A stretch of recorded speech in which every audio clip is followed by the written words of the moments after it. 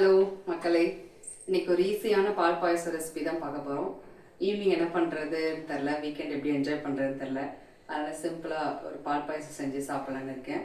கொஞ்சம் ஹெல்த்தியாகவோ carrot add பண்ணி எப்படி பண்ணலான்னு பார்க்கலாமா? Welcome to my kitchen.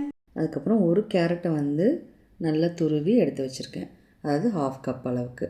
அதுக்கப்புறம் பாலை ஒரு நல்லா காய்ச்சி சுண்டை காய்ச்சி ஒரு 3 டம்ளர் ரெடி பண்ணி வச்சுருக்கேன். இப்போ ஒரு பேன் வச்சுட்டு அதில் கொஞ்சமாக கீ ஆட் பண்ணி அதில் கேரட் போட்டு நல்லா ஃப்ரை பண்ணிடலாம்.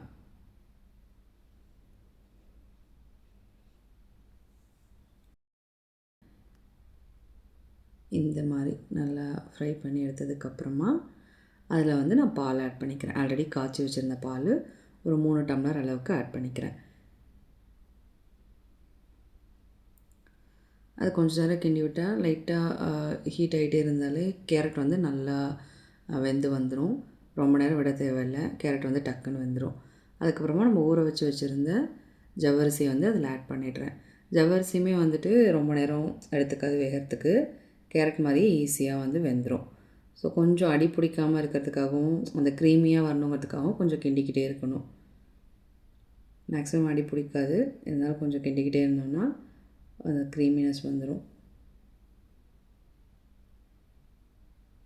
இப்போது இந்த கன்சிஸ்டன்சி வந்ததுக்கப்புறமா கொஞ்சம் திக்காயிடுச்சு இல்லையா, அந்த ஜவ்வரிசியும் கேரட்டு பாலெல்லாம் சேர்ந்து ஓரளவுக்கு திக்காயிடுச்சு.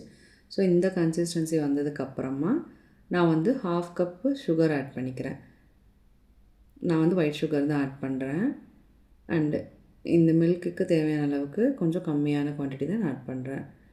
அதுக்கப்புறம் ஒரு ஸ்பூன் ஏலக்காய் தூள் வாசத்துக்காக.